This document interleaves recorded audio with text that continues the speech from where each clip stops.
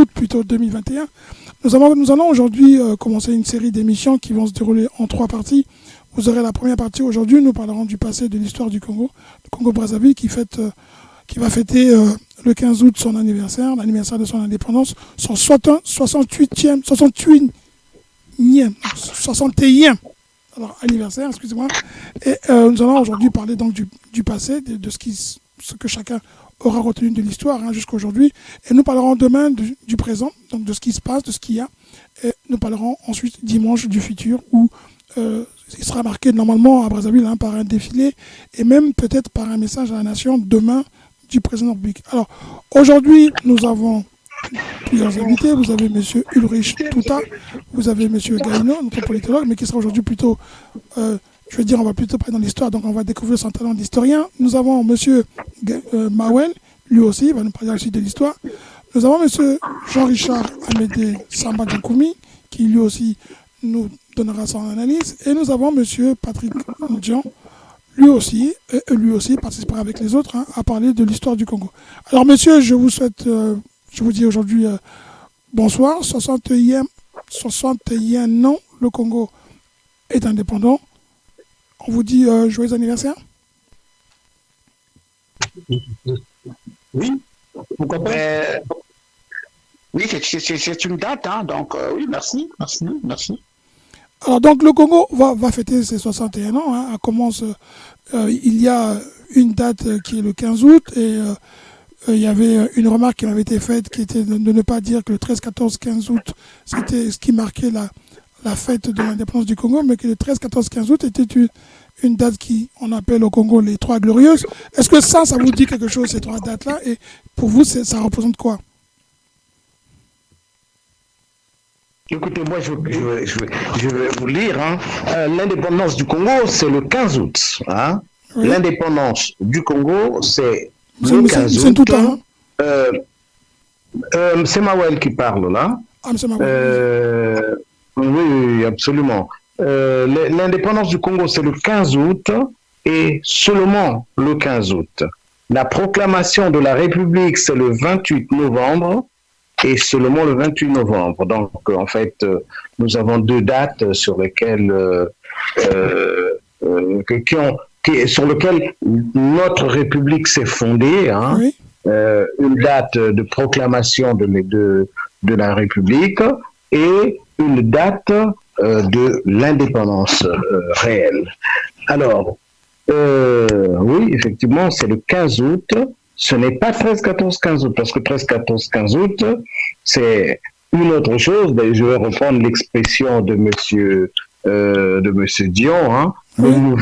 C'est un mouvement insurrectionnel, je crois qu'il l'a appelé. Mais bon, 13, 14, 15 août, ce n'est pas du tout la date de l'indépendance.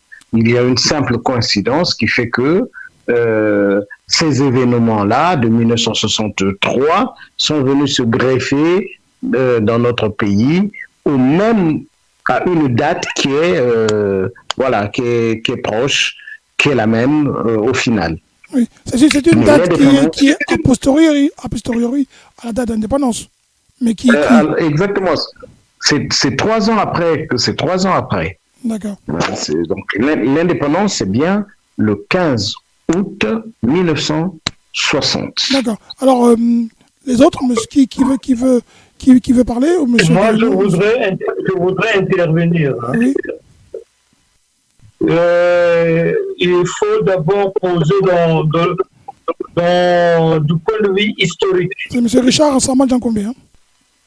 Oui, du point de vue historique, oui. La République est déclarée République le 28 novembre 1958. Ah bon? Pourquoi? C'est ce que je disais tout à l'heure. Non, j'ai pas fini. Ça, c'est la date fondatrice de l'institution République. D'accord. Je vous rappelle chacun que vous avez 3 minutes pour développer. Excusez-moi. Je vous rappelle que je chronomètre 3 minutes pour qu'on puisse laisser la parole à tout le monde. D'accord. Et 2 ans après, donc le 15 août 1960, oui. Le Congo accède à l'indépendance. D'accord. Comme une bonne partie des territoires qui étaient sous influence de la métropole qui était la France. Sur le terrain des enjeux de la gouvernance d'une manière locale, il y a eu un mécontentement qui a dû aboutir aux événements des 13, 14, 15 août 1963, que d'aucuns appellent révolution, d'autres appellent mouvement insurrectionnel, mais ce qui est sûr, factuellement, c'est la chute de la Première République, c'est dirigée par le président Fulbert Youlou. En 63. Donc voici ces trois dates. Donc ça c'est le point de vue historique. Donc au jour d'aujourd'hui, certes, le Congo doit commémorer 61 ans d'âge. Est-ce qu'on doit faire la fête? Est-ce qu'on doit réfléchir? Est-ce qu'il est temps de faire un positionnement pour faire l'état de 60 ans d'âge? Qu'est-ce que nous avons obtenu? Est-ce que nous avons progressé ou nous avons régressé? Ce sont des questions maintenant que les politiques peuvent se poser à ce jour. Mais moi, sincèrement, pour ma part, on ne peut pas festoyer dans un pays où le chaos est jusqu'au bout des ongles. Hein. D'accord. Ça, on va en parler dans ce qu'il y a demain, dans le présent. Aujourd'hui, on va parler de l'histoire. D'accord. Donc, alors, monsieur Touta, monsieur Gaïno ou bien monsieur Dion? Oui, monsieur Touta, moi je me permets de prendre la parole. Hein. Moi je pense que on ne va pas aller comme ça dans un bouillon. Il faut qu'on dissèque un peu les événements et les jours. Aujourd'hui, on est le 13. On est le 13 août, demain le 14, le 15 août. Donc, on aura le temps de développer sur la proclamation du pouvoir de l'indépendance du Congo. Il y a eu un transfert de pouvoir et puis il y a eu la proclamation de l'indépendance, juillet, août et tout. Donc on aura 1960, on aura le temps de disséquer là-dessus. Moi je pense qu'aujourd'hui on est le 13. Ce sont des dates, le 13 août, 13, 14, des dates très symboliques. On en a parlé des Trois Glorieuses par rapport à la révolte des syndicats, dont on va pas dire dans un consortium, mais en tout cas l'ensemble des syndicats, par rapport donc à un positionnement du président, le premier président de l'indépendance, l'abbé Fulbert Youlou, qui d'une façon un peu unilatérale voulait donc imposer un parti unique et tout ça. Donc, moi, je pense qu'il faut qu'on parte dans ce genre de... par rapport à l'histoire. On est le 13 août. Moi, c'est vraiment une journée qui est très symbolique. Aujourd'hui, on est en train de subir... Parce que là, on peut faire une corrélation entre cette phase de l'histoire du pays et ce que nous vivons aujourd'hui, le pouvoir que nous avons aujourd'hui. On peut très bien donc comparer, faire les analyses là-dessus. Moi, je pense que ce serait qu'on parte là-dessus. Et puis au fil de l'eau, on verra suivant les interventions des uns des autres. Nous allons développer. Voilà un peu ce que j'avais à dire pour commencer d'entrer comme ça. L'émission, voilà, le plateau. Merci beaucoup. Monsieur Gaïno, monsieur Ndion, vous n'avez pas parlé. 13 août, c'est une journée qui marque l'histoire, comme dit monsieur Ntouta. Non, moi je vais dire tout simplement que pour moi, le 13 août ne marque rien. Bon, bien sûr que ça fait partie de l'histoire du Congo. Il y a eu une révolte des syndicats qu'on a faussement appelée la révolution. Mais c'est pas ça ce que célèbrent les Congolais, parce que cette révolution, c'est là où elle nous a amenés. Moi, je préfère plutôt parler du 15 août, qui est la date de l'indépendance du Congo, qui concerne tous les citoyens parce qu'ils sont devenus indépendants, au moins théoriquement. Et c'est ça ce qui est plus intéressant. C'est pas parler du 13-15 août, ça c'est les révolutionnaires encore qu'il y en a plus. Ceux qui étaient les pseudo-révolutionnaires qui ne le sont plus. Moi, je pense que ça a tout son sens, au contraire. Alors là, on va arriver à une conclusion pour que tout le monde soit d'accord. Alors, monsieur Gaïno, terminé. Oui, moi, tout simplement, je dis, pour moi, c'est vrai, mais il y a un sens. Je ne dis pas que ça fait partie de l'histoire du Congo. Non, nous ne sommes pas en train de parler de l'histoire du Congo. Nous sommes en train de parler de l'indépendance du Congo, ce qui est différent. L'indépendance, c'était le 15 août 1960. Bon, maintenant, par le fait du hasard, cette révolte est tombée justement la veille de l'indépendance, donc 13, 14, 15 août. On en a parlé, mais là, nous sommes dans le cas de, à moins qu'on parle de cette fameuse révolution de ça, mais ce n'est pas ce que j'ai compris. Ce que j'ai compris, c'est que nous allons parler de l'indépendance du Congo, voilà, tout simplement. Mais nous allons quand même parler du passé, qui va donc inclure aussi les 13-14 août, si on parle de l'indépendance. Il faut bien qu'on fasse une espèce de rétrospective jusqu'à aujourd'hui du passé du Congo. Non? Vous ne pensez pas, M. Gaïno? Bah, écoute, moi, non, il faut savoir limiter les choses. Hein. Je crois que ce qui nous intéresse aujourd'hui, c'est l'indépendance, c'est pas la révolution. L'indépendance et ses conséquences, quand même. L'indépendance et ses conséquences. Est-ce que je peux faire une proposition? Allez, ce serait bien que M. Dion ait parlé. Oui, M. Dion n'a pas encore parlé. M. Gaïno, vous terminez et on va sur M. Dion. C'est pas terminé. Bon, oui, allez-y, M. Gaïno. Moi, je les écoute. Hein. Allez-y, M. Gaïno, allez-y. Je ne sais pas que je dise quelque chose. Non, allez-y. Mieux vaut qu'on me laisse écouter. Oui. Non, tout simplement, moi, je ne suis pas là pour faire le bilan de cette fameuse révolution ou de ces journées du 13, 14, 15 août. Je suis là pour parler de l'indépendance du Congo. Et en ce moment-là, je prendrai volontiers la parole pour parler de l'indépendance du Congo et de ce qui est devenu le Congo. Voilà. D'accord. Monsieur Ndion, on vous donne la parole. Mais moi, je suis d'accord avec M. Gaïno. C'est-à-dire que nous ne faisons pas de hors-sujet. Hein. Nous sommes en train de célébrer le 61e anniversaire de l'indépendance du Congo. C'est pas l'anniversaire du mouvement insurrectionnel des 13, 14, 15 août. Si vous placez le sujet sur le mouvement insurrectionnel, le mouvement révolutionnaire, le mécontentement populaire des syndicats et des travailleurs du Congo qui a eu lieu les 13, 14, 15 août ont abouti à ce que Youlou perde le pouvoir. Donc ça passe en débat. Ça, c'est un autre sujet. Mais là, aujourd'hui, demain, il y aura l'allocution du chef de l'État. Il parlerait du 61e anniversaire de l'indépendance du Congo. Ça, c'est autre chose, c'est un autre sujet. Donc, voilà moi ce que je pense. Nous ne faisons pas du hors-sujet.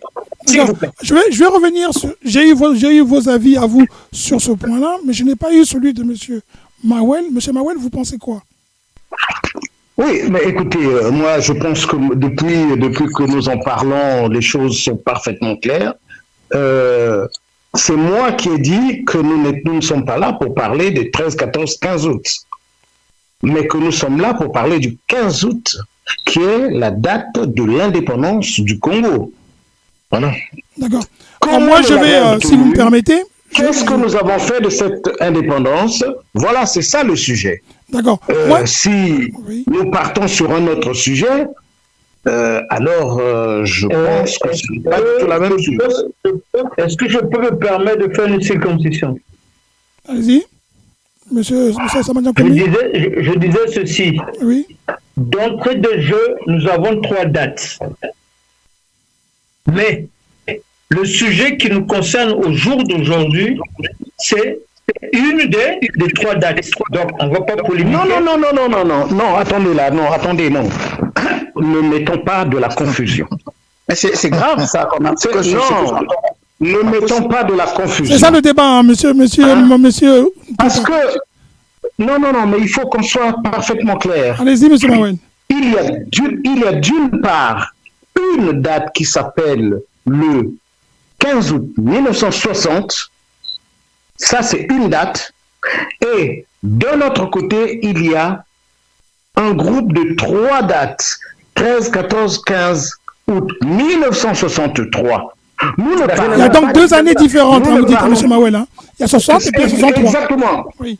Quand on dit date, il y a aussi une année avec. Oui, d'accord. Hein? Je vais résumer. Parlons bien de 1900. Exactement, nous parlons bien de 1960. Le 15 août 1960. Donc, nous parlons de l'indépendance du Congo. Bon, écoutez... Moi qui ne suis D'accord, pas on va essayer de révolutionnaire, conclure sur ça et essayer d'avancer le débat, s'il vous plaît. Moi, je vais retenir deux choses. Monsieur Mawel, Monsieur Ndion, Monsieur Gaïno considèrent qu'on peut parler du 15 août 1960 et qu'on ne parlera pas du 13, 14, 15 août. Nous sommes aujourd'hui le 13. Moi, ce que j'aurais voulu et ce que je pense, on ne va pas débattre sur le 13, 15, 14 août, mais c'est l'histoire passée du Congo. Il faut faire l'histoire du Congo. Ce n'est pas un bilan, mais il faut dire qu'est-ce que c'est l'indépendance, ce qui s'est passé. Et demain, nous parlerons de là où nous sommes aujourd'hui, ce qu'on en a fait. Est-ce que ça vous va ou pas du tout, M. Gaïno, M. Mawel et M. Ndion? Oui, c'est bon. D'accord. Pour moi, c'est bon. D'accord. Ouais. Alors allez-y. Pour tous ceux qui se rappellent, moi j'étais encore très jeune, 60, je ne suis pas encore né. Alors 60, l'indépendance du Congo le 15 août. Quels sont les partis en place et quelles sont les forces qui vont emmener la France à accepter, à donner au Congo-Brazzaville l'indépendance? Oui, en fait, là, je pense que c'est même un peu plus compliqué que ça. Parce que si nous avons rappelé 1958, c'est parce qu'à ce moment-là, la France a décidé de faire un pas dans son mode de colonisation. Et ce pas, c'est ce qui va s'appeler la communauté française. Cette communauté française-là, il y a un pays qui va dire non à la communauté, c'est la Guinée-Conakry, avec Sékou Touré, qui dira qu'il préférait vivre dans sa pauvreté, mais indépendant, plutôt que sous la dépendance de la France. Et donc, tout part de là. Tout part de là. Bien entendu, si on voudrait un recul historique plus important, on peut reculer encore et voir que dans les guerres que se sont livrées, que la France auxquelles la France a participé, il y a notamment des Congolais qui font partie, qui vont être dans cette guerre, qui vont faire même des exploits. Et ils vont revenir glorieux parce qu'ils ont tenu des places difficiles. On les a vus. Mais qui sont les leaders de ces mouvements qui vont faire que la France va accepter de donner l'indépendance au Congo? Je voudrais me permettre de placer 2-3 mots. Hein. Allez-y, monsieur Samata Koumi.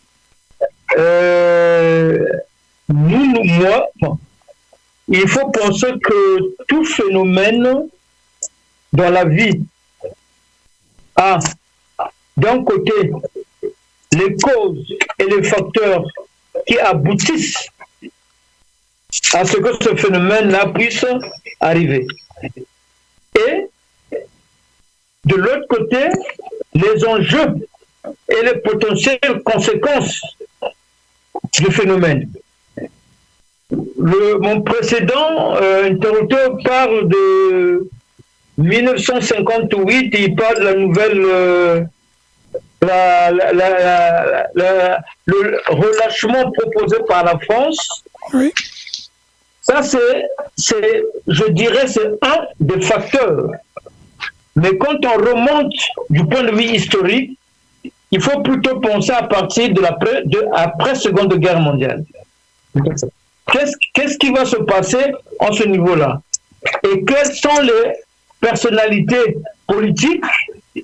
Est-ce que ces personnalités vont agir en tant que personnes physiques ou ces personnalités vont agir au nom de groupements?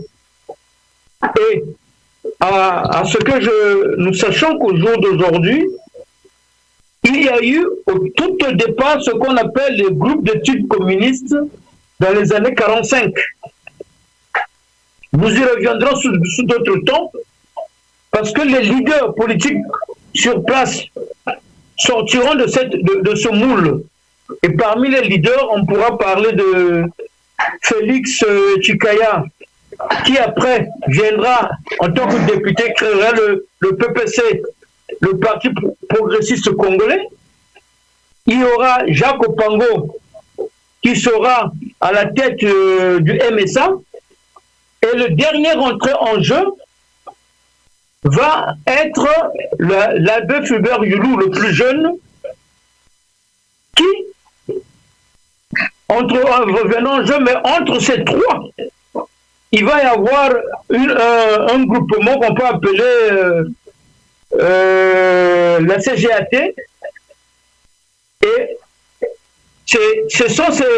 il y aura en dessous le comité des anciens combattants, il y aura la ligue ou la structure des travailleurs chrétiens, mais en réalité, ce sont ces 4 ou 5 groupements politiques qui occupent la reine politique de l'époque, qui vont arriver jusqu'en 58, pendant que la France connaît des problèmes, est obligée de proposer une nouvelle constitution.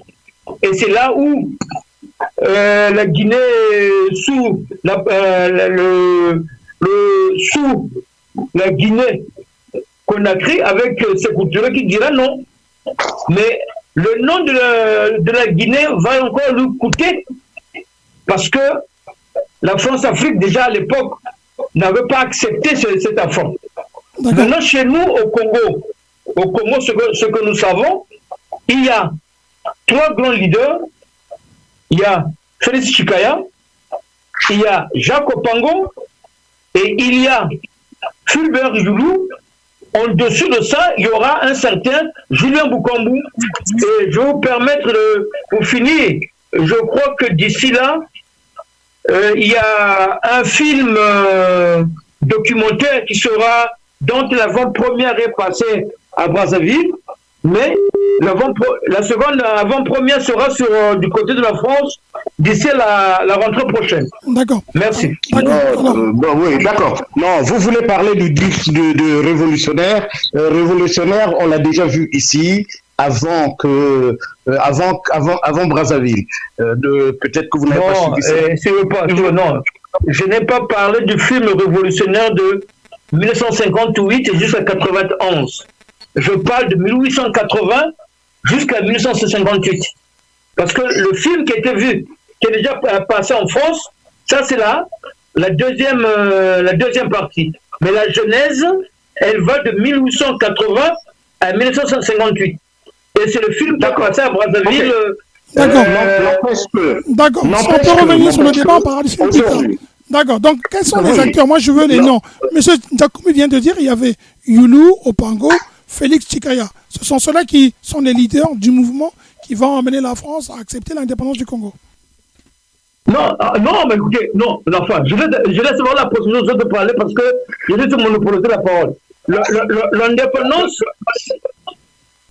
je préfère que les autres puissent y ajouter un mot, et dans le cas, mesure du possible, j'y compléterai par rapport aux informations que nous avons. D'accord. Monsieur Cayus, oui. Je voudrais intervenir. Monsieur Cayus. Je vous écoute. Allez-y. Je voudrais compléter mon cher collègue de tout à l'heure, M. Richard, je pense. Hein, oui. M. Richard Djakoubi. Un élément historique important dont il a oublié. Il faut dire que les acteurs politiques qu'il a cités, qu'il s'agisse de Jacques Opango, qu'il s'agisse de Félix Chikaya, qu'il s'agisse de l'abbé Fulbert Yulu, etc., voilà. Et ils ont surfé sur un événement politique extrêmement important qui est la participation des Africains et particulièrement des Congolais aux côtés des Français à la Deuxième Guerre mondiale. Nous avons gagné, les Africains ont donné un coup de main à l'armée française sous la tutelle, comme nous le savons tous, du général Charles de Gaulle. Nous avons gagné et le général Charles de Gaulle commence à s'interroger sur la philosophie de la colonisation française. Il se dit, bon, ces Noirs nous ont aidés, nous avons gagné, nous sommes arrivés à buster dehors Adolf Hitler, les nazis, alors il faut quand même faire un geste vis-à-vis d'eux. Voilà pourquoi il propose justement à ce que nous puissions passer de l'État colonial à des républiques. Ainsi donc, vous ne pensez pas qu'il y a eu des mouvements qui ont poussé? Il n'y a pas eu des mouvements sociaux, des mouvements politiques qui ont poussé? Bien sûr. C'est-à-dire que nous avons demandé bien sûr, et à ce moment-là, vis-à-vis donc de cette demande pressante, qui était une demande africaine, hein. Chaque pays demandait, et la France s'est dit, écoutez, par rapport aussi à la participation des Africains à l'indépendance de la France, enfin l'indépendance de pas de mal, à la victoire de la France à la Deuxième Guerre mondiale vis-à-vis des nazis, il faut quand même faire un geste. Donc, Sékou Touré dit non à l'autodétermination, dit qu'il préfère être pauvre mais indépendant, et les autres donc accèdent au statut de république le 28 novembre 1958, mais justement, par rapport à ça, eh bien, les Congolais, donc, avec les autres pays, notamment le Congo, le Cameroun et consorts, nous accédons à l'indépendance. C'est parce que le général de Gaulle estime que il a une dette, la France a une dette vis-à-vis de l'ensemble de ses colonies. Ils lui ont donné un coup de main pour pouvoir bouffer dehors les nazis, notamment Adolf Hitler. Donc ça, c'est extrêmement important. Et les acteurs de l'époque, effectivement, c'est Jacques Opoigo avec le MSA, c'est Félix Chikaya, c'est l'abbé Fulbert Youlou, qui sera plus tard, comme nous le savons tous, le premier président de la République en tant que pasteur, en tant qu'abbé. Et suivi donc du président de l'Assemblée nationale de l'époque, par Samba Débat. Donc c'est un élément extrêmement important que je voulais rajouter sur l'argumentation de M. Richard. D'accord. M. Gaïno et M. Tounda qui n'ont pas encore parlé, comment l'abbé Fulbert Youlou accède au pouvoir, lui qui est abbé, comment il arrive comme ça à passer au-dessus de Félix Chikaya et puis des autres? Est-ce qu'on a une idée? Je vais me permettre, excusez-moi, je vais me permettre de, bon, on va aller, la question que tu poses c'est une question assez pertinente. J'aimerais qu'on sache que d'abord, la première structure, donc le premier moule... Monsieur Samba Nyankoumi, vous prenez beaucoup de temps par rapport aux autres, il faudrait laisser un peu les autres parler. Je reviendrai vers vous, ça ne vous dérange pas trop. Hein? Je sais que vous voulez répondre, mais on va laisser M. Gaïno et M. Touta intervenir, s'il vous plaît. Non, moi je ne fais rien et j'avoue que je n'ai pas eu le temps de préparer cette émission, mais je voulais tout simplement dire un mot que l'indépendance africaine, je ne sais pas si vraiment on peut parler, parce que moi j'aimerais quand même que nos auditeurs soient situés sur les formes de lutte et de l'acquisition de l'indépendance. Tout à fait. Comment on a acquis cette indépendance-là? Et quels sont aujourd'hui les enjeux de cette indépendance? Voilà ce qui peut intéresser les gens. Parce que là, quand je suis des débats, non, Caius, monsieur Caius, excusez-moi. Vous savez, nous venons ici, chacun dispose d'une source ou de plusieurs sources d'informations. Nous venons pour nous compléter et, la mesure du possible, ne pas aller en opposition, mais voir... Quand nous parlons de l'indépendance, j'ai bien dit, si indépendance il y a de primo, est-ce que l'indépendance a été donnée ou l'indépendance est la résultante d'un combat? Et là, on parlait plutôt des facteurs et les causes qui ont abouti. Mais là, il nous faudra aussi une émission, ce qui est très bien. Les informations, en ce cas-là, il faudrait déjà aller étudier c'est quoi la loi cadre ou la loi Gaston Defferre. Donc, alors, non, Monsieur Samba Nyankoumi, on est d'accord qu'il y a eu toutes ces choses-là. Parce que, excusez-moi, quand on vient directement parler indépendance, les enjeux et autres, je crains que c'est un serpent qu'on tient au milieu qui risque de nous mordre tous. Mais ça, c'est le c'est de tourner en rond, parce que moi, je pense que nous avons un journaliste qui nous pose des questions et nous devons débattre comme d'habitude. On ne va pas tergiverser comme ça, on va dire, bon, voilà, celui-ci va faire ça. Non, nous répondons aux questions qu'on nous pose. Voilà ce qu'a toujours été cette émission-là. Maintenant, ils sont en train d'assister à autre chose. D'accord. Est-ce qu'on peut revenir je vais. Allez-y. Oui, bien sûr. Bah écoutez, oui, bien sûr. Bon, écoutez, moi déjà, comme au début, moi je ne pouvais vivre ce plateau sans pour autant parler de la journée fatidique du 13 août 63. Enfin, là, aujourd'hui, on parle d'indépendance et tout. Moi, je ne pouvais pas dissocier. Moi, il fallait que ça soit un lien, d'accord? Parce que pourquoi vous faites le lien? Dites-nous pourquoi le lien. Non, écoutez, c'est des journées marquantes, voilà. Maintenant, parlons d'indépendance. Nous savons qu'il y a eu... c'est ça qu'il y a des échos, parce que vous avez un appareil qui écoute l'émission aussi derrière vous? Du tout. Est-ce que c'est chez moi? Je ne sais pas. Vous avez mis le haut-parleur. Allez-y. Bon, encore, j'ai les écouteurs. D'accord, allez-y. Oui, voilà. Bon, donc c'est un peu dommage, parce que moi, je m'étais comme ça préparé à cette journée. Allez-y, si vous pensez vous donner un point de vue, même s'il est opposé, allez-y, dites-le. Oui. Moi, je pense quand même. Je pense quand même que l'acte révolutionnaire aujourd'hui, par rapport au parti, à l'imposition, n'est-ce pas, du parti public, faisait que les Congolais ne comprenaient pas. Ils avaient peur, n'est-ce pas, d'un pouvoir absolu, que tous les pouvoirs soient concentrés, et du coup, il y a eu ce revolte-là, la révolte. Et aujourd'hui, quand on fait, parce que moi, l'histoire, il faut toujours nuancer, analyser avec le présent ce que nous vivons aujourd'hui. Moi, les Congolais doivent apprendre.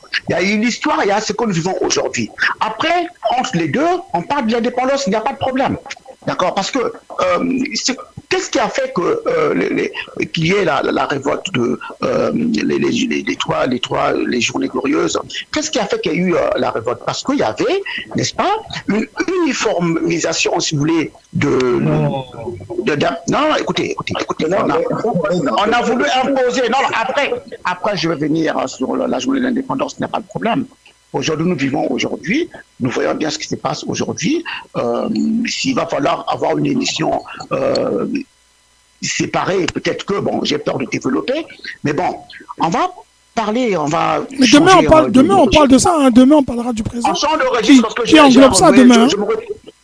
Je me retiens, j'espère bien. Demain, nous parlons de ça, ne vous inquiétez pas. Aujourd'hui, c'est savoir les forces qui nous amènent à l'indépendance. Quelles sont ces forces? Alors, Youlou, il est président. Je ne veux pas fausser. Voilà. Je ne veux pas fausser le débat. S'il vous plaît. Youlou, il devient président. C'est comment fait-il, lui qui est abbé, pour devenir président devant... Avant d'être... Laissez-moi pas finir, s'il vous plaît. Avant que l'abbé Fulbert Youlou devienne président, il était d'abord maire de Brazzaville. Donc, il s'est lancé dans la politique. Il y a eu des élections municipales, tout le monde sait. En 1956, avant, déjà, il s'est lancé dans la politique.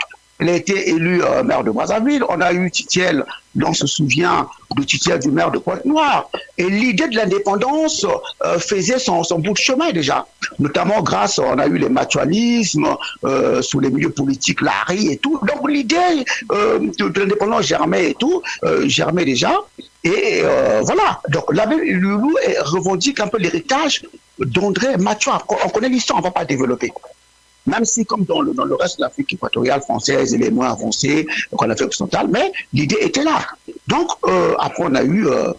il était déjà dans la politique, il était déjà ancré, il se manifestait déjà.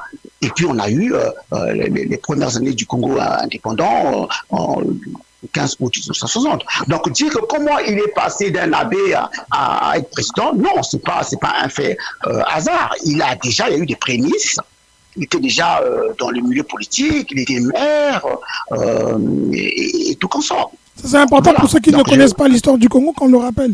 C'est-à-dire que Youlou, il était maire, il était déjà on va dire, un politicien pratiquant chrétien. Déjà un politicien avéré, oui, chrétien, oui. Donc il était maire de Brazzaville, et puis là, il se lance vraiment à la course de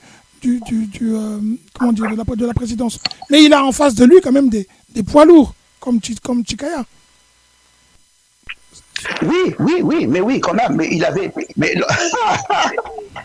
il avait l'avantage d'avoir. D'accord. On va écouter les autres. On va écouter les autres. Monsieur Bélébé, excusez-moi. Vous savez,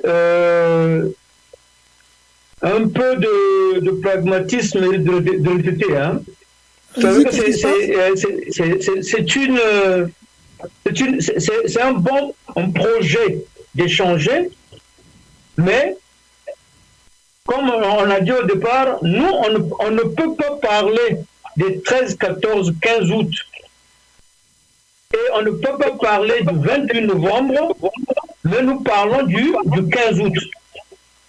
Nous sommes déjà convenus de cette date-là. Et après, on se dit, quels sont les facteurs qui ont concouru à ce que le Congo puisse accéder à la souveraineté internationale qu'on appelle couramment l'indépendance. C'est de ce qu'on discute là. De ce côté-là, excusez-moi, de ce côté-là, il y a deux points de vue. Il y a un point de vue où les gens disent non que l'indépendance nous a été octroyée. Et d'autres en disant que l'indépendance est une supercherie. Parce que les acteurs politiques de l'époque, parmi les groupements, quand on parle de la nouvelle république ou la nouvelle constitution dont la Guinée avait refusé, au Congo, il y a eu un groupement syndical qui avait refusé. Mais là, je vous proposerai d'aller obtenir. Certains d'entre nous ont vu ce film, dans ce film de révolutionnaire, la période 58-91. On nous parle bien comment l'abbé Fulbert Yulu est arrivé au pouvoir. Est-ce que vous pouvez nous dire ça? Parce que M. Tounda nous a déjà expliqué que l'abbé Fulbert Yulu était actif déjà depuis longtemps. Est-ce que vous pouvez nous dire ça? Est-ce que vous pouvez dire ça parce qu'ils vous écoutent? C'est ce qu'on veut là, c'est résumé. Ce que nous savons, oui. Dans ces temps, au Moyen Congo, les deux figures politiques qui se battaient de poids, il y avait Félix Chikaya et Jacques Opango. Oui. Et M. Bukambu Julien, qui était le secrétaire général du PPC, acteur local, originaire de Mindouli, il va aller négocier parce que le peuple Congo-Lari ne se retrouvait pas dans cette dualité-là. Et c'est à eux, ils sont allés négocier pour faire rentrer, pour solliciter à ce que l'abbé Fulbert Yulu puisse servir de leader provisoire ou leader intérimaire en attendant la présence ou le potentiel retour d'André Grenal Matsoua, qui était une figure de la résistance. Mais en 1955, ils sont allés le voir. Maintenant, pour vous permettre de connaître cette partie de l'histoire, il y a deux supports très très intéressants. Le premier support, donc c'est le révolutionnaire, dont le second volet est déjà sur le marché. Il y a le premier volet qui va paraître, et il y a le livre écrit par Aimé Machika, où il vous dira les origines du mal congolais. À l'intérieur. D'accord, mais nous on va. D'accord, on a compris ça, ça m'a déjà commis, donc on va continuer. On va continuer, s'il vous plaît, monsieur, sur les forces. S'il vous plaît. Oui, nous sommes. En fait, l'histoire, pour parler des forces qui sont en jeu, effectivement, nous avons cité des personnes, mais les enjeux démarrent à un moment où la capitale du Moyen Congo, c'est Pointe-Noire. Ok? Il va y avoir donc l'abbé Fulbert Yulu que l'on fait entrer dans l'arène et qui, justement, va organiser un vote pour déplacer la capitale à Brazzaville. C'est une chose qui est très importante. Hein, c'est une chose qui a son importance dans la manière dont va se dérouler l'indépendance du Congo. Parce que si la capitale avait été à Pointe-Noire, on essaie de se situer dans ces années-là, les hommes des années 50 et jusqu'à 1960. Il y a toujours une certaine influence de la capitale qui est là. Et la capitale étant basée à Pointe-Noire, la manière dont va se dérouler l'élection ne sera pas forcément la même. Mais par contre, en ayant transféré la capitale à Brazzaville, l'Assemblée nationale qui se réunissait à Pointe-Noire est transférée à Brazzaville. eh bien, à partir de ce moment-là, il y a un avantage qui se dessine pour l'abbé Fulbert Youlou, qui, à partir de Brazzaville, dont il est le maire... Il se sait majoritaire, en fait. Il se sait majoritaire à Brazzaville. Il se sait majoritaire à Brazzaville. D'accord, ça fait un stratège, alors. Exactement. C'est de la stratégie, oui. Et c'est de la stratégie qui a marché à ce moment-là. Hein? C'est de la stratégie qui a marché, même si plus tard, mais nous en parlerons certainement demain, oui. Qui plus tard va se retourner un peu contre lui. Et donc, il sait que c'est essentiellement les urbains qui vont aller voter. C'est à Brazzaville que l'on va voter, c'est à Pointe-Noire que l'on va voter, c'est à Dolisie que l'on va voter. Dans une moindre mesure dans les autres grandes agglomérations, mais surtout dans ces trois-là. Eh bien, il était avantageux que cela se passe plutôt avec Brazzaville comme capitale, avec Brazzaville où, si l'on réussit à mobiliser les électeurs, eh bien, on est à peu près sûr d'avoir une majorité. Et c'est ce qui va se passer. Monsieur l'abbé Fulbert Youlou va obtenir une majorité lors de ce vote-là. Mais entre-temps, effectivement, il y a des joutes. Il y a des joutes qui se déroulent entre ces trois personnages très importants, auxquels on peut ajouter aussi Stéphane Tchétchène, hein, qui a joué aussi un grand rôle dans l'avènement de l'indépendance. Hein.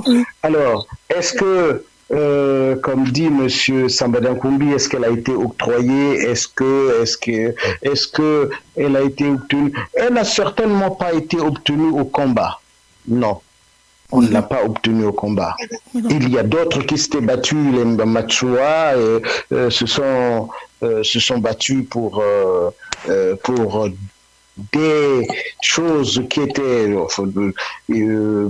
jour où on parlera de l'amicale, on pourra étayer qu'est-ce qui se passait à ce moment-là. Oui. Mais au moment de l'indépendance, Machua n'est plus là. Il y a d'autres jeunes qui ont pris les choses en main. Et parmi lesquels il y a ceux-là. Ils créent des mouvements. Mais ces mouvements s'inscrivent dans des mouvements plus larges qui inclut toute l'Afrique. Hein? Il y avait un mouvement qui s'appelait le RDA, dans lequel on va retrouver des gens comme Senghor, comme Houphouët Boigny, et dans lequel on va retrouver l'UDDA de l'abbé Youlou, qui va être dans cette branche-là. Et il y aura donc... les autres mouvements qui vont être plutôt des mouvements affiliés au Parti communiste et à la SFIO, qui vont, eux, par contre, être des mouvements de gauche, dans lesquels on va retrouver le mouvement socialiste africain, le MSA, de M. Upango, hein, notamment. Et qu'est-ce qui se passe? Il se passe que...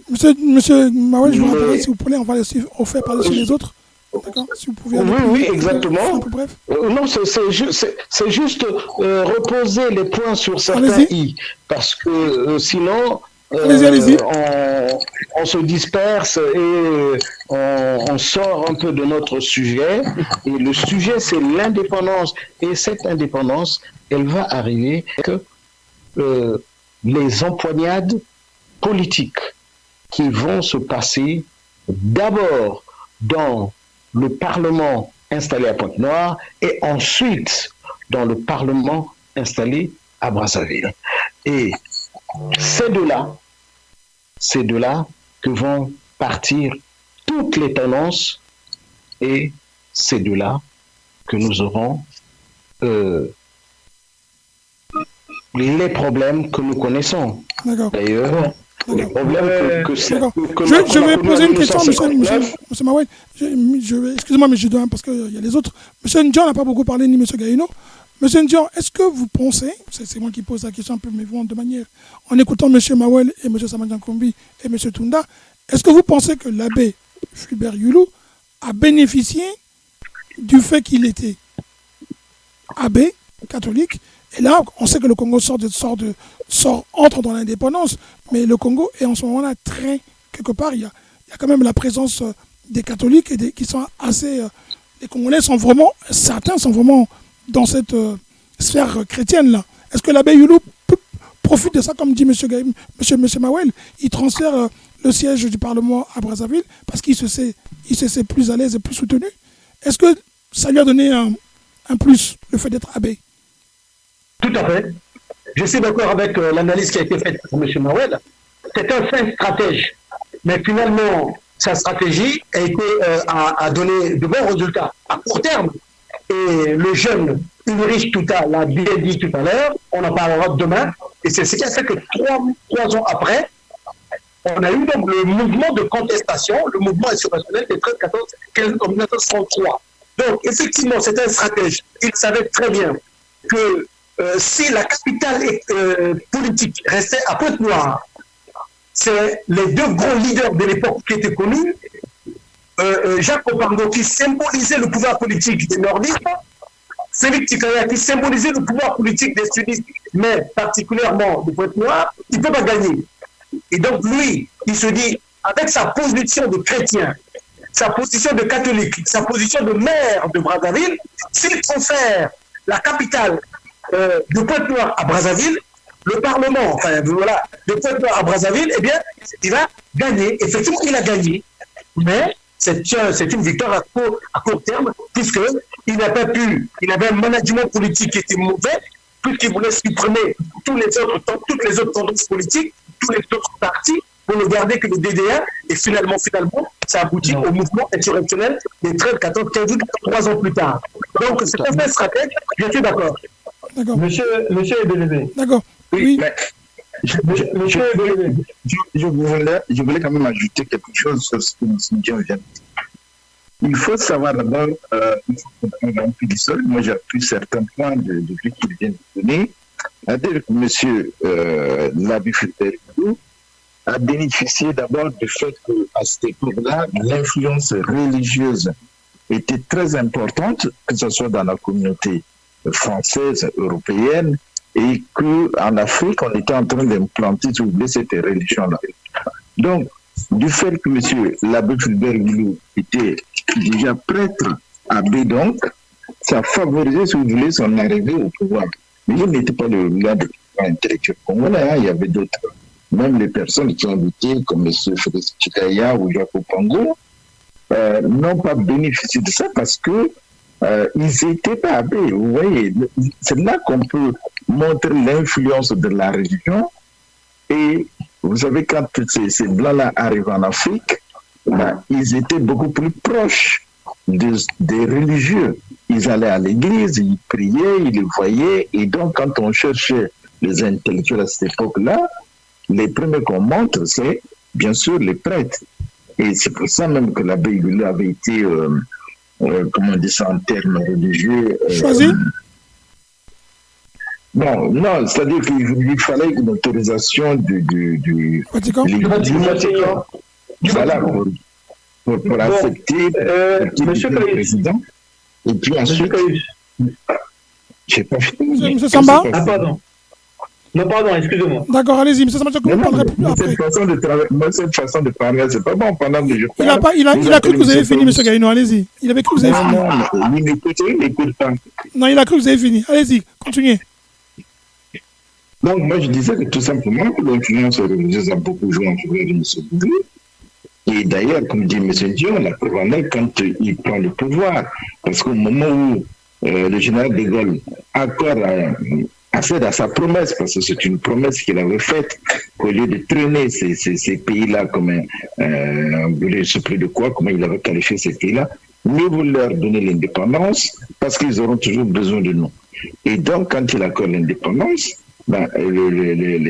le gouverneur Boué, tout ce qui était là, ont choisi à qui fallait-il donner le pouvoir au Congo. À qui il fallait. Cette question s'était posée. Et donc, c'est comme ça que, finalement, les choses s'est portées sur l'abbé Fulbert Hulot. Ce n'était pas un choix du hasard. D'accord. Voilà. Donc, il est en position de force, il a forcément le soutien de la France. Est-ce que pour vous, c'est aussi là le départ, on va dire, je ne sais pas, moi, de la France-Afrique, ou c'est plutôt là le départ Non, pardon, je voudrais même dire à Chris, non. Le départ de la France-Afrique n'est pas dû au choix du candidat qui va diriger ce pays-là.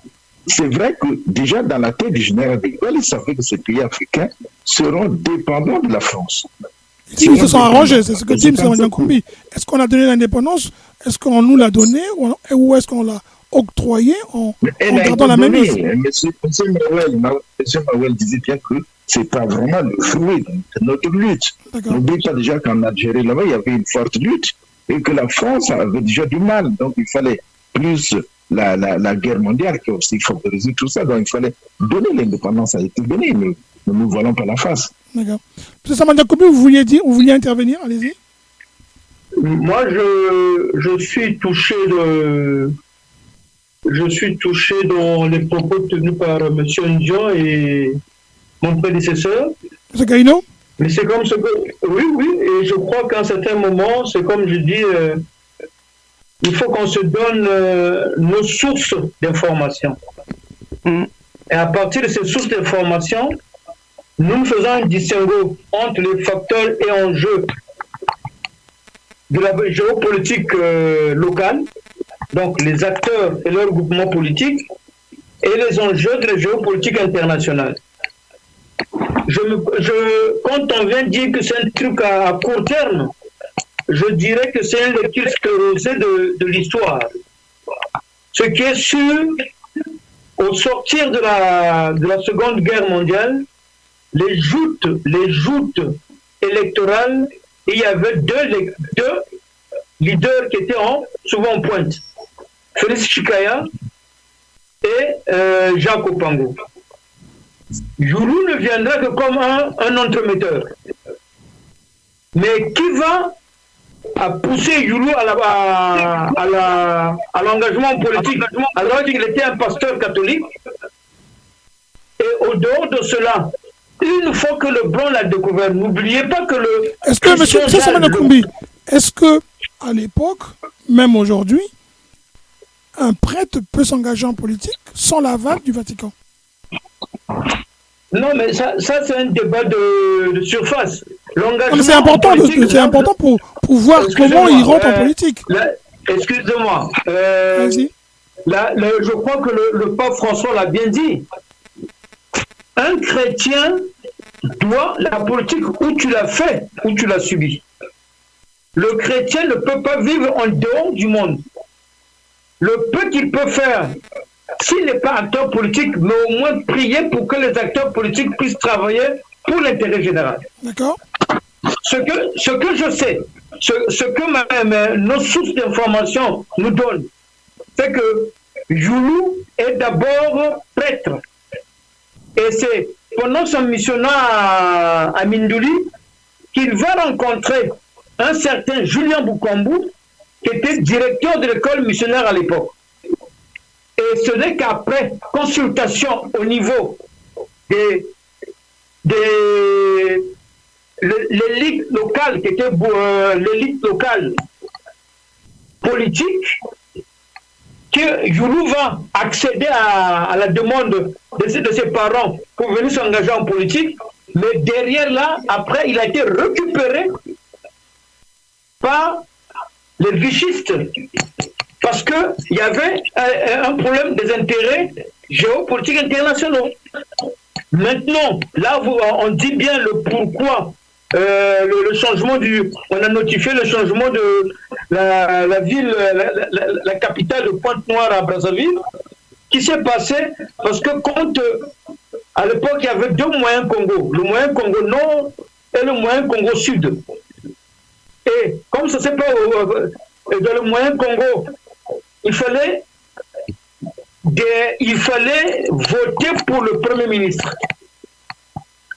la personne qui était partante pour gagner cette joute électorale, c'était Jacques Opango. Mais Jacques Opango était tellement lui-même ancien amicaliste, donc on fait la différence de l'amical et les matuanistes, parce qu'il avait connu André Grenat-Massoua en tant qu'ancien amicaliste, donc on le trouvait un homme trop dur par rapport aux intérêts français. Et la présence française avait négocié faire un changement, retirer 2 députés proches du MSA et du GPCE du Dauphin qui convoque, on les avait retirés et ils sont passés du côté de l'UDA. C'est de là qu'est parti en pleine nuit. C'est d'abord les empoignades en plein Parlement. Et en pleine nuit, ils vont déporter la ville de Brazzaville, de Pointe-Noire, la capitale de Pointe-Noire à Brazzaville. Donc, et en ce moment-là, l'abbé Youlou, il est qui pour pouvoir avoir ce pouvoir qui permet de transférer il est qui? Monsieur Tunda a dit qu'il était maire. En ce moment, il a quel pouvoir? Non, mais être maire, c'est un fait. Oui, mais ceux qui étaient à la... Attendez, ceux qui étaient à la machine, je vais vous demander d'aller voir le film. Il est encore disponible. D'accord, on a compris. Le Béon au Bongui. Attends, c'est le Béon au Bongui, proche. Aujourd'hui, par son âme, proche de Jacques Opango, qui a même dit que cette affaire-là, c'est quand on a déplacé la capitale, et la capitale a été déplacée non pas par les acteurs locaux, mais sous l'emprise des citoyens français qui étaient dans le Parlement. Donc c'est la France qui est la manœuvre. Ah bien sûr. Oui, ça a été un vote, c'était bien un vote, mais il se trouvait qu'il y avait des Français qui étaient là et qui ont décidé que ça allait passer à Brazzaville. D'accord. Hein? Ils étaient, entre guillemets, légalement au Parlement à cette époque-là. Et bien entendu, ils ont voté pour que ça aille à Brazzaville. Donc ils veillaient sur les intérêts des Français. Mais monsieur Samana Koumi, continue, allez-y. Non, mais ce que je dis, c'est de là, disons-le, comment on appelle, cette tricherie ou cette stratégie de débauchage d'un député d'un camp à un autre a fait de telle sorte que les partisans de Jacques Opango ayant perdu le pouvoir, ils se sont dit que ça, c'est pas possible. On ne va pas l'accepter. Et Youlou, en pleine, pendant qu'il y a eu déjà des échauffourées à Pointe-Noire, Youlou, avec les Blancs, vont déplacer le truc en pleine nuit. Il faut le dire, c'est un coup d'État. Ceux qui ont 80 ans aujourd'hui reconnaissent que voici le premier coup d'État qu'il y a eu au Congo. Est-ce que c'est l'œuvre de Youlou seul ou c'est l'œuvre de Youlou à appuyer avec les Occidentaux? Nous partons plutôt pour la seconde variante. D'accord. Alors Youlou, lui... Après, ce qui viendra après, ce ne sont que les conséquences. Mais voici là où tout est parti. D'accord.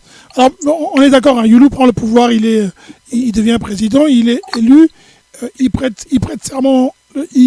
comment ça se passe? Il prête serment le 15 août 60 ou il est intronisé président exactement quand?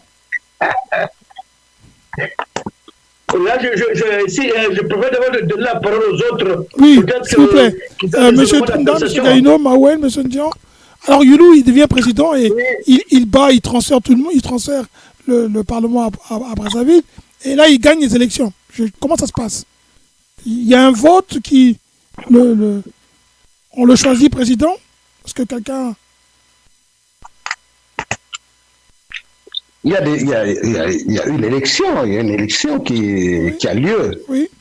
Il y a une élection qui a lieu et suite à cette élection-là, c'est M. Youlou qui gagne. On allait presque dire que c'est aussi simple que ça. Tout à fait. Hein? Alors il devient président, donc il devient président. Il est président avant qu'on proclame l'indépendance du Congo ou après? Non, il devient président. En fait, une fois que l'élection est faite, pardon, excusez-moi, j'ai le OK.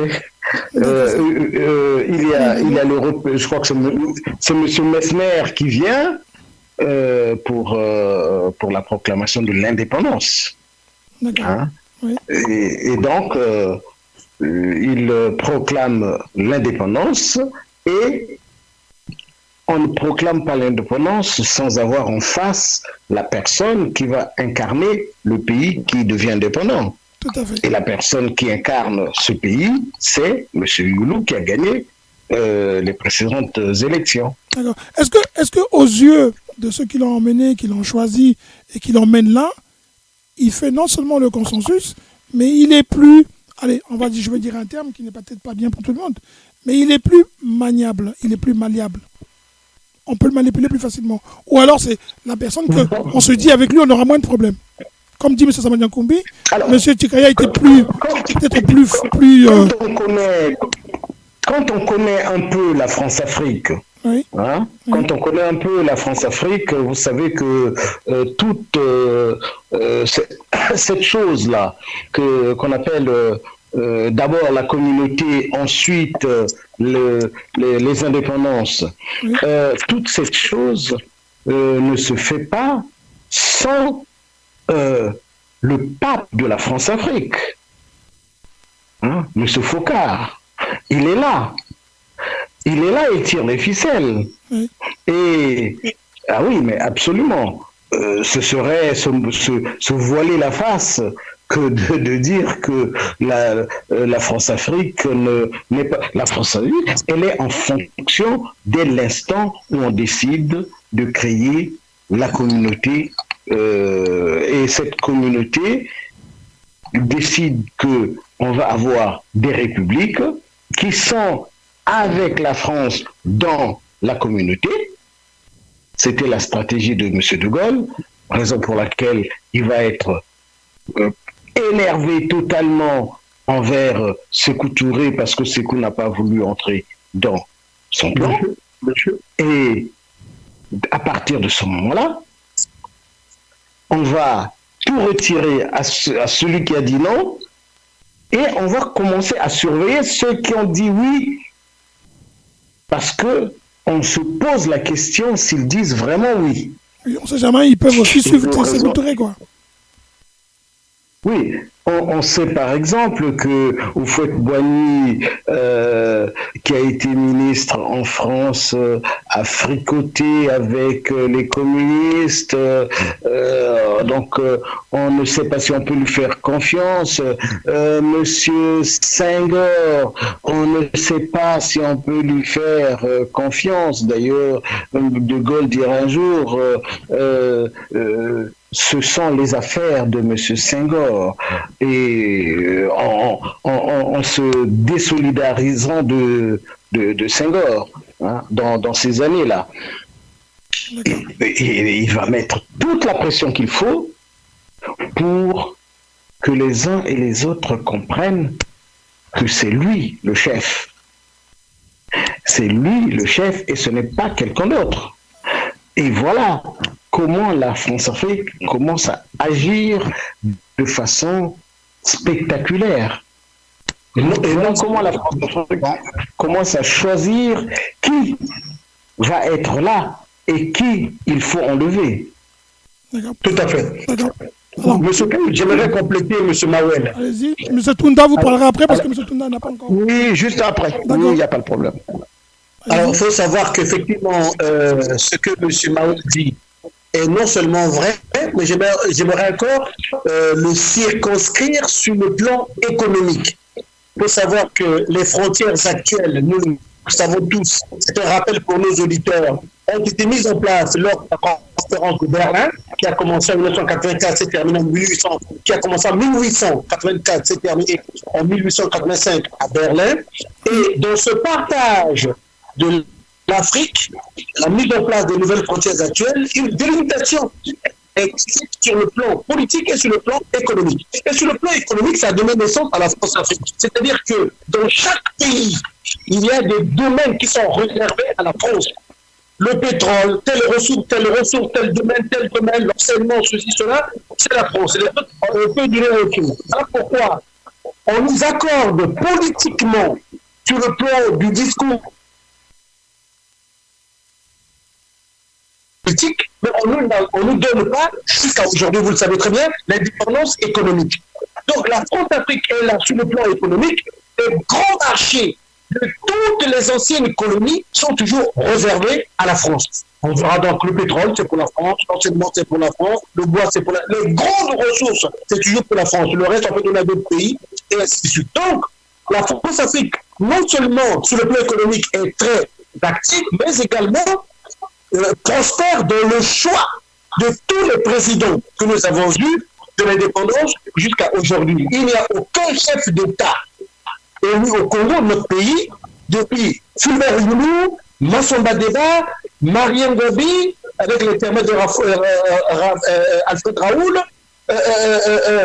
Yombi Opango, Sassou Nguesso 1, Pascal Lissouba, Sassou Nguesso 2. Donc, il n'y a aucun chef d'État qui n'ait pas eu des relations de bon terme, de bonnes relations avec la France, sur notre dégagé.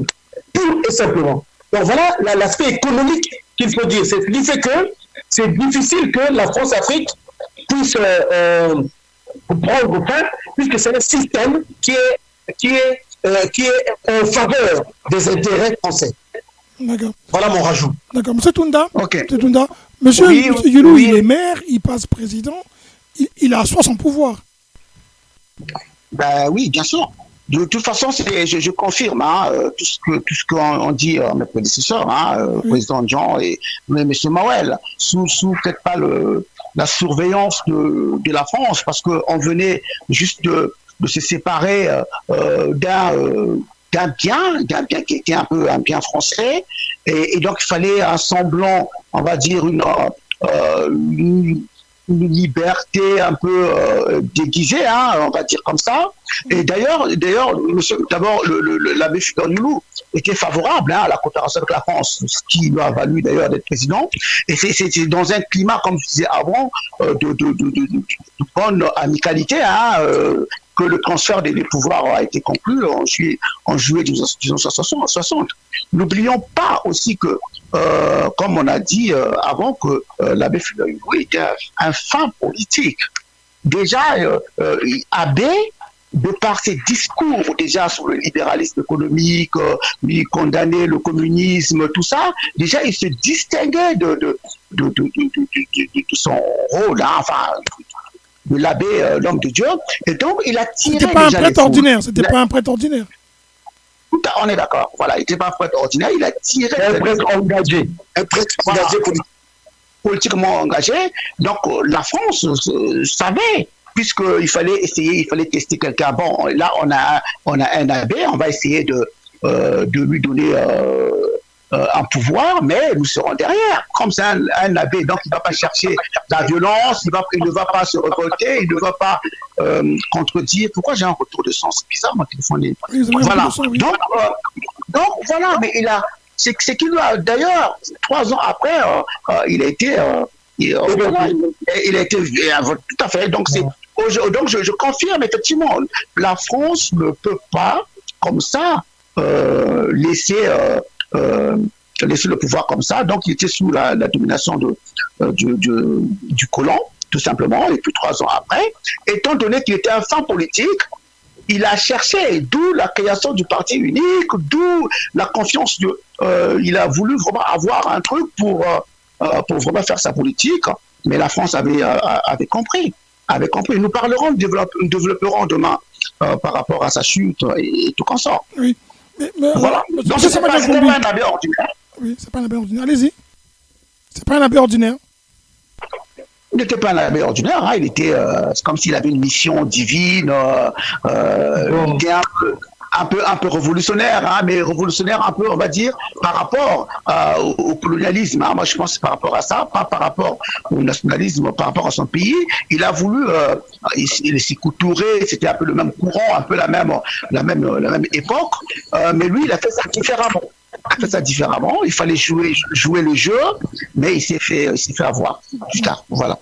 Monsieur Samuel Nkombi, moi j'ai... Je vais me permettre de... Bon, vous savez, quand on dit que ce n'était pas un abord ordinaire,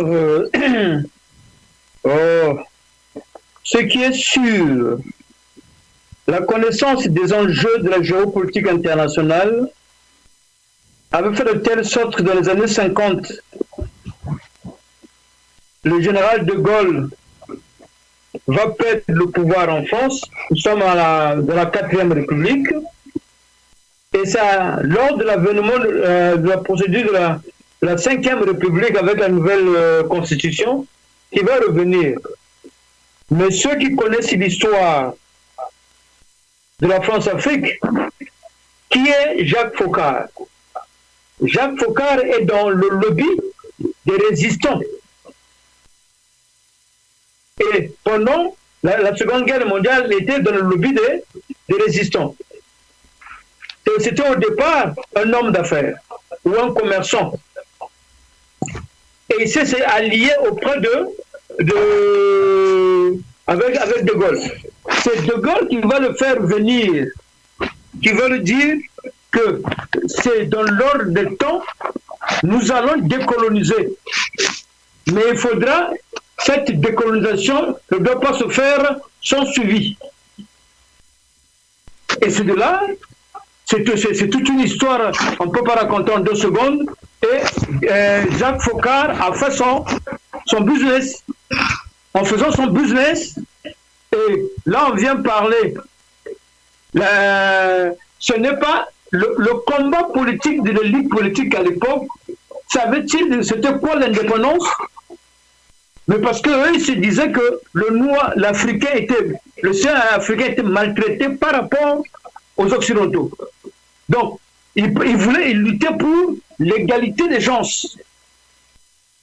Mais le blanc, voyant, étant plus visionnaire que les locaux, du territoire, du royaume que nous avions, avec l'arrivée du portugais, la désintégration de ce territoire, devenu avec la conférence de Berlin, la répartition en Afrique équatoriale française, Afrique centrale et tout, c'est le blanc qui impose la réalisation ou l'aboutissement du processus de désignation des territoires comme république. Et donc, tout ce que nous faisons au jour d'aujourd'hui, nous courons derrière la stratégie du blanc pour l'exploitation des matières premières. Et je suis d'accord avec mes compatriotes quand on parle, il faut connaître les enjeux de la géopolitique internationale sur tous les intérêts. La politique, c'est pas une venir faire du vacarme. Qu'est-ce que vous proposez et de quoi on peut parler? Le rapport de force. Nous, on nous a toujours dit que Moshi, Congo et tout, avant la 1958, ces peuples venus des différents horizons vivaient sur le même territoire, mais ils ne s'étaient jamais battus. Et c'est la présence du président, c'est sous l'influence du président du Parlement territorial à l'époque, donc Christian Jal, qui était le parrain politique de Youlou, un homme de droite. Parce que quand Youlou vient dire non, que je combats le communisme, mais le communisme à l'époque, il avait sort à peine avec la révolution d'octobre de 1917 en Russie. Donc, tout ça, ça remonte, c'est un méli-mélo qui va être point par point qu'on va disséquer, mais ce qui est sûr, il faut qu'on se le dise, c'est la présence de l'Européen, l'ancien colon, aujourd'hui devenu soi-disant premier partenaire du Congo, qui a foutu la zizanie au sein des peuples locaux pour ses intérêts, et nous on se bat pendant que l'autre vient, il retire sous terre le maximum, et on nous donne que des miettes. D'accord. Alors, mais moi, ça a toujours été comme ça, ça restera toujours comme ça. Non, c'est un avis. C'est leurs intérêts. Monsieur Richard, les Européens ne peuvent pas travailler en notre faveur, c'est pas possible. Ils n'ont rien sur leur sol, ils n'ont rien sur leur sous-sol. C'est ce que je dis, John, c'est un avis. Donc oui, justement. Je suis d'accord. Donc il est tout à fait normal que leurs politiques sont en leur faveur. Ils peuvent faire de l'Afrique un véritable terroir de ressources humaines, de ressources naturelles, sur lesquelles ils vont puiser tout leur développement est basé là-dessus. C'est tout à fait normal. Ils peuvent travailler en leur faveur. Voilà pourquoi ils ont choisi, lorsqu'ils ont mis en place la 5e après la 4e République, lorsqu'ils ont mis en place la 5e République le 4 octobre 1958, eh bien, ils se sont arrangés à faire en sorte de Jacques Foccart comme étant le chef d'orchestre, la colonne vertébrale de la France-Afrique jusqu'à très récemment. Il est là pour travailler pour les intérêts des Français. Mettre en place le rapport de force allant dans le sens de l'ancien colon devenu soi-disant partenaire. Qu'est-ce que les Africains proposent? D'accord. On verra ça demain avec demain. Oui. On verra ça demain. Aujourd'hui, ce qui nous importe maintenant, c'est... Oui, on verra ça demain. Voilà. Je voulais simplement dire que non, M. Sambada Koumbi, ce n'est pas un avis. Non, il s'agit d'une stratégie. Une stratégie dans toute sa profondeur.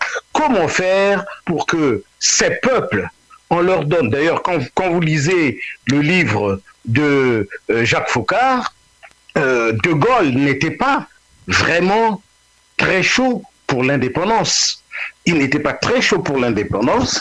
C'est Foccart qui a dû le convaincre. Oui, exactement. C'est Foccart qui met la stratégie en place et qui le convainc que nous allons les tenir par la corde, même si on leur donne une semblante d'indépendance. Exactement. Oui. Il va lui dire, pour cela, dès le jour de l'indépendance, on va leur faire signer des accords et ces accords sont ce qui va faire que la France reste le grand maître en tout ce qui regarde l'économie dans les domaines militaires. C'est la France. Tout ce qui est stratégique va dominer par la France. Cher ami, quand je dis que c'est un avis, c'est par humilité politique. Parce que moi, je constate que c'est une stratégie. Pour moi, non. C'est une stratégie parce que l'Européen, l'ancien colon, savait qu'un jour, il s'est rendu compte que sur son sol, il n'y a rien, il faut qu'il aille trouver ailleurs. Et en allant ailleurs, c'est un processus. Maintenant, les acteurs politiques congolais ou africains d'une manière générale, à part le vacarme qu'on vient de donner sur la place publique, quelle est la stratégie pour créer un autre rapport de force? On verra ça plus tard, M. Sambada Koumbi. Vous n'arrêtez pas d'anticiper les débats de samedi et dimanche. C'est ça. Exact. Vous anticipez beaucoup. Alors, M. Gaïno, moi j'ai une autre question, c'est le président Youlou, il prend le pouvoir, il accède au pouvoir, il met en place son, comment on dit, il s'assoit, comme on dit, hein, et que deviennent Félix Tchikaya et il n'a pas eu le temps de s'asseoir. Non, mais on le verra ça plus tard. Mais pendant 3 ans quand même. Pendant 3 ans quand même, il s'assoit. Alors, que deviennent Opango? Je vous dis... Oui. Non, mais c'est vrai. Opango devient son premier ministre. Non, suivant. Être stratège politique, je peux le concéder à celui qui est actuellement à Brazzaville, qui utilise tous les faits historiques pour son pouvoir. Ça, mais le pauvre Zoulou arrive là. Lui, il confond l'enseignement de la Bible et il croit que le peuple, la politique, c'est un terrain où il y a beaucoup de piranhas. Et il y a des caillements à l'intérieur. D'accord, mais nous, on lui pose une question, M. Sambada Koumbi, je pose une question. Il arrive, on va lui laisser ses 3 ans, parce qu'il a quand même 3 ans quand il prend le pouvoir. Il a 3 ans. Que deviennent Opango et Tchikaya pendant 3 ans? Avant qu'on arrive demain à la chute de Youlou. La personne qui va disparaître de la reine sera Tchikaya, qui sera remplacé après par Tchétchelé et que Youlou va prendre dans son gouvernement. Ça, c'est ce qu'on appelle les enjeux. faite en sous-main par les anciens colons qui étaient devenus les collaborateurs du président Joulou. Et, en réalité, ils n'ont jamais quitté le Congo. En réalité, c'est qu'ils n'ont jamais quitté le Congo. Attends, mon frère, mais comment tu veux que tu puisses quitter? C'est d'abord, ils ont leur buffet. D'accord. Voilà. D'accord. Mais... Donc, maintenant, avec 58, les ratés de 58, il va avoir 59. 59, les Européens seront obligés de négocier entre Joulou et Jacques Opango. Jacques Opango, pour l'intérêt général, je dis bien pour l'intérêt général, ça c'est en ce qui concerne la géopolitique internationale. Pour l'intérêt général, il va accepter.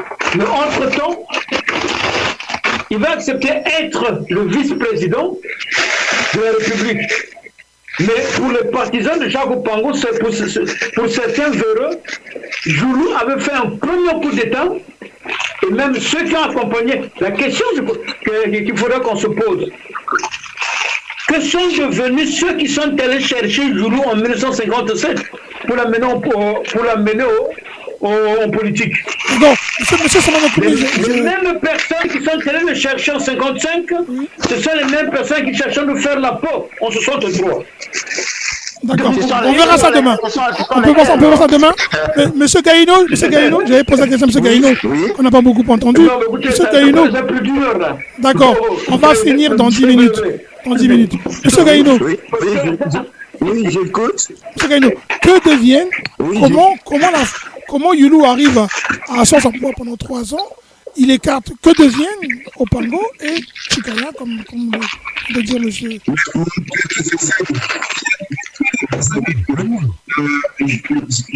Jacques Opango, il restera quand même en activité, puisqu'il est resté pratiquement pendant très longtemps sous Joulou en activité politique. C'est plutôt Félix Chikaya qui va être plus ou moins écarté, parce que je ne sais pas les raisons pour lesquelles il s'est écarté. C'était un élément incontrôlable, et qu'Opango paraissait, après Joulou, il paraît plus docile aussi. Donc on prend Opango et on écarte. Je pense que Félix Chikaya, il a été, je crois, député à l'Assemblée française. Oui, il était le député à l'Assemblée française et il siégeait au palais Bourbon. Voilà, donc avec l'arrivée de Fouad Boigny aussi à la présidence, il était aussi dans le même cercle. En Côte d'Ivoire, tu vois, ça a un peu affaibli, si vous voulez, l'ardeur de ce qu'ils avaient par rapport à Joulou que les Occidentaux ont choisi là et qu'ils ont placé là. Et à la suite, ils ont amené sa bataille, amener sa politique, qui va tout exister dans la scène politique. Tu vois, c'est à peu près ça. Mais bon, Joulou, compte tenu du fait que, d'abord, il n'avait pas aussi, à cette époque-là, on n'avait pas les 4 formés. Bon, à cette époque-là, il manque de choses, donc il va gérer à sa manière le pays. Et cette façon de diriger va conduire à sa chute. Avec on le verra demain. Monsieur, nous allons arriver bientôt à la fin de notre émission aujourd'hui. Moi, ce que je vous pose comme question, et s'il vous plaît, je vais vous demander vraiment assez bref, je vous donnerai chacun 2 minutes. Le Congo prend l'indépendance en 1960. On a un nouveau président. Il a, bien sûr, 3 ans après, il va connaître une fin tragique. Non, on n'a pas un nouveau président, on a enfin un président. D'accord. Merci beaucoup pour le rectificatif. On a enfin, oui. Le Congo a enfin un nouveau président. L'indépendance pour vous... Un président. D'accord. L'indépendance, en ce moment-là, marque l'espoir pour les Congolais. Tout à fait. Oui, allô? Oui. L'indépendance, c'est le point de l'espoir pour les Congolais, c'est l'espoir de voir enfin les Congolais prendre les choses en main. C'est d'abord l'espoir de ne pas subir de continuer à subir la colonisation telle qu'elle était. Donc, c'était aussi, n'oubliez pas, à cette époque-là, il y avait des jeunes révolutionnaires, c'est l'époque où l'Afrique revendiquait son indépendance, revendiquait son autonomie, sa fierté. Il y avait beaucoup de jeunes révolutionnaires qui sont nationalistes. Et donc, lorsque le Congo accède à l'indépendance, c'est l'euphorie de tout un peuple qui attendait ça et qui Monsieur Garino, vous êtes en plein déplacement parce qu'on entend beaucoup du papier marcher, bouger. Oui, c'est pas... Oui, d'accord. Donc oui, donc c'est l'euphorie, tout le monde s'attend que ça va changer, les Congolais. C'est le rêve de tout le monde qui se réalise. Voilà les jours. Tu vois, mais ce que nous n'avons pas réfléchi, c'est d'abord, qu'allons-nous faire après l'indépendance quand ces gens vont partir? Avons-nous des messages, qu'avons-nous formé des cadeaux? Ils nous abandonnent. Ils nous abandonnent parce qu'ils savent qu'en les abandonnant ici, ils vont dépendre de nous. Quand on regarde les accords qui ont été signés à cette époque-là, regardez le nombre d'années, 89 ans. Tous les accords, ça comptait de la date de la signature jusqu'à 99. C'est 100 ans, c'est 100 ans. Voilà, au lieu de 100 ans, il était 99. 100 ans. Vous imaginez 100 ans? Donc aujourd'hui, les pays africains sont en train de souffrir de ces accords-là. Certains qu'on ne peut même pas dénoncer. Donc quand ils veulent donner des dépendances, ça déjà leur vision. Leur jeu de leur souffrance. Vous savez donc faire comment, à l'époque où De Brazza arrive au Congo, quand vous regardez le jour de la signature de l'indépendance, du traité de Makoto de Brazza, vous allez voir que le roi portait un collier en bronze. Donc, il y avait déjà cette longue pipe qui avait. On n'importait pas le fer à cette époque-là en Europe. Vous voyez que donc, quand ils venaient ici, ils observaient, ils savaient que nous avions cette richesse-là. Et donc, on donne l'indépendance comme ça, on les abandonne, ils vont toujours dépendre de nous, et nous on continue. Et c'est pour ça que vous avez les gens comme les Félix Tchekaya qui vont plus ou moins se mettre en marge. Mais les jeunes générations qui, on pourrait dire nationalistes, qui se disaient révolutionnaires parce qu'il y avait aussi l'influence de l'Union soviétique de l'époque. Donc voilà ce qui va semer des troubles au niveau de... Bon, oui, bon, je vais répondre à la question. Hein. Donc le Congo accède à l'indépendance et voilà. Et après, c'est quoi? Bon, déjà, on a la sensation de liberté déjà d'emblée comme ça, c'est la liberté. C'est-à-dire que nous, le Congo va avoir sa propre administration, les actes seront donnés au Congo, voilà. Donc on est plus sous tutelle, c'est comme si on avait avant, on était tout dépendait de la France, en sorte. Donc quand on obtient l'indépendance, c'est la liberté. Donc le Congo s'imagine donc congolais en tout et pour tout, et donc peut-être inventer un nouveau Congo, enfin un Congo. Inventer, mais créer un Congo avec un président, avec un gouvernement, avec voilà tout ça. Mais c'est vrai qu'aujourd'hui on parle des accords qui fait que l'Afrique ou le Congo n'arrive pas à se départir de la pauvreté c'est des conneries. Moi je pense que même avec ces accords-là que chacun interprète à sa façon, hein, que les accords et tout, mais c'est pas ça qui nous rend captifs. C'est pas ça. Si nous avions une bonne politique, même avec ces accords-là, Attendez. Allô? Voilà. Donc non, par rapport quand même à la question, hein, le Congo accède à l'indépendance et après c'est quoi? Après c'est la liberté. Après on s'imagine qu'on va se développer sur nos choix, c'est-à-dire que c'est notre politique qui va faire qu'on devienne plus indépendant, hein, qu'on se développe et tout qu'on sort. Mais ce qu'on voit aujourd'hui, c'est tout simplement la désolation. Il n'y a pas. Parfois, on se dit même, il fallait même qu'on reste dans ce tutelle-là. Il fallait même pas qu'on parle de cette indépendance-là. Et aujourd'hui, ce qui est marrant, hein, tout à l'heure, mon cher enfant parlait des accords. Ok, tout le monde parle des accords. Moi, je suis pas trop. C'est pas ça qui fait que aujourd'hui un quotient social faible, tout. C'est pas ça. C'est notre politique, notre capacité à diriger le pays, c'est notre capacité politique, c'est notre capacité sociale. C'est ça le vrai problème. C'est ça le vrai problème. Voilà. Donc, juste répondre comme ça d'une façon directe à la question qui nous a été posée. Moi, je pense que ce qui fait aujourd'hui, c'est le Congo ou l'Afrique. Bon, on parle du Congo. Le Congo n'est pas libre. Ensemble. Voilà, on n'est pas libre, on est encore sous une forme de dépendance encore, mais pas directement avec le colonialisme d'avant, mais avec le Congolais qui est là.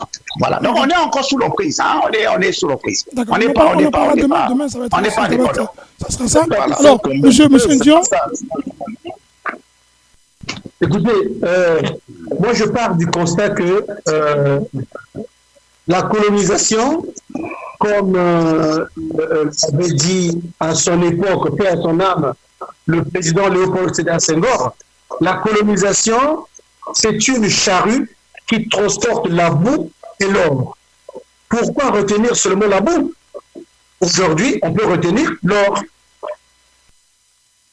Voilà. Deux types de colonisation. Si on synthétise, la colonisation francophone faite par le colon français et la colonisation anglophone. Aujourd'hui, on en débattra demain, bien sûr. Mais vous allez voir que c'est le constat. Comme pour répondre à votre question, oui. Nous sommes devenus indépendants, oui, mais après. Mais bien sûr, faites le top 10 des pays africains indépendants en 1960, jusqu'aujourd'hui, vous allez vous rendre compte que dans le top 10, il n'y a aucun pays francophone. Francophone, ça c'est que. Bon, vous avez le premier pays, le Nigeria, après l'Afrique du Sud, après l'Égypte, après l'Algérie, après le Maroc, après l'Éthiopie, après le Kenya, après l'Angola, après le Ghana, après la Tanzanie. Dans le pays de l'Afrique centrale, zéro. Donc, c'est une question complexe que nous allons débattre demain. La colonisation, l'indépendance, oui, mais après. Demain, c'est un grand débat. Tout à fait. Monsieur Mawel, si vous pouvez être succinct, Monsieur Mawel. Ensuite, Monsieur Samba Jankumbi, s'il vous plaît, vraiment, nous allons terminer. Oui, alors l'indépendance, oui, effectivement, nous avons... L'épithète que je n'ai pas entendue pendant toute cette soirée, c'est l'épithète nominale. L'indépendance nominale, oui, mais l'indépendance réelle sur tous les autres aspects, non. Nous ne sommes pas indépendants. Nous nous en référons toujours à la France, quel que soit le sujet. D'ailleurs, depuis un certain temps, nous nous tournons vers la Chine en espérant couper le cordon avec la France, mais nous sommes toujours enchaînés par le franc CFA qui fait que toutes nos exportations et toutes nos importations sont en quelque sorte supervisées par non pas par le trésor français, je dis bien le trésor, et donc du coup nous y laissons toujours quelque chose, nous dépendons toujours de ces gens-là. Les accords, oui, les accords, les accords ont amené aussi leur part de contraintes. Leur part de contraintes est là. Et en troisième, on peut le mettre en premier si on veut, il y a nos dirigeants qui, eux, n'ont pas encore compris qu'ils doivent d'abord développer leur pays. Ils ne cherchent pas à développer leur pays, ils cherchent à développer leur portefeuille personnel. Le résultat est que le pays en pâtit. Le résultat, c'est que on n'œuvre pas pour ce pays, de telle sorte que tout puisse bénéficier à tout le monde, mais on œuvre pour son propre portefeuille, pour sa propre poche, et on tue le pays. C'est ça. Mais je pense que ça va être le sujet de demain. L'indépendance Oyotozwaki, je crois que c'est une chanson qui dit ça. Eh bien, indépendance Oyotozwaki, c'est Tubwaka Kiangona Mai. On n'en a pas profité. Nous avons eu des dirigeants qui ont réussi à détourner l'objet même de notre indépendance et qui continuent à l'heure actuelle à le faire. Et c'est pour cela que nous n'arrivons pas du tout à sortir de la boue. Nous y sommes, mais nous y sommes en plein. Voilà, je pense que ce n'est pas la peine d'en dire plus. Merci beaucoup, monsieur. On aura le temps. Merci beaucoup, monsieur Mawel. Monsieur Sama Jankomi, c'est vous qui allez conclure. Hein, à moins que d'autres veulent conclure, monsieur Sama Jankomi, parce que tout le monde a parlé. Peut-être que monsieur Gaïno après. Pour ma part, on a élaboré, on a élucidé les facteurs et les causes avec des béquilles et des coquilles de l'octroi, je dis bien de l'octroi de l'indépendance. Bravo à M. Caïs et bravo à tous les panélistes, parce que c'est pour une des rares fois où l'élite politique ou l'élite des potentiels leaders d'opinion s'est exprimée avec des positions divergentes, mais pour l'intérêt général. Maintenant, au risque de me désolidariser de mes confrères qui sur le plateau, gardons le plan de résistance pour demain. Il y aura aussi du nouveau qu'on mettra à la disposition avec des archives et des références. C'est tout. Merci. Merci. Quelqu'un d'autre voulait ajouter quelque chose ou bien nous pouvons conclure si quelqu'un d'autre n'a rien à dire? Demain, nous en ajouterons beaucoup, je crois. Tout à fait. On en ajouter beaucoup parce que le sujet est plus croustillant pour demain. D'accord. Bon, écoutez, je vous laisse donc, comme on dit, je vous laisse passer une bonne nuit. Et merci beaucoup pour votre participation et pour la richesse des débats, de la contradiction. On dit toujours, naît la lumière et parfois la connaissance vient mieux des contradictions. C'est ce qui fait les hommes. Et puis moi, je suis très heureux parce que nous sommes à l'extérieur, mais nous restons toujours attachés à notre pays d'origine, qui est le Congo. La diaspora, c'est ça. Ça montre aussi que les idées peuvent converger et que l'intérêt de la nation congolaise nous tient vraiment à cœur. Alors, messieurs, je vous remercie beaucoup. Bonne soirée à monsieur Tunda, à monsieur Sama Jankomi, ainsi que monsieur Mawel et monsieur Gaïno et monsieur Ndion. Merci beaucoup. On se retrouve demain pour parler du présent. Bonne soirée. Bonne soirée à tous. Au revoir. Eh bien, bonsoir aux auditeurs, bonsoir chers collègues.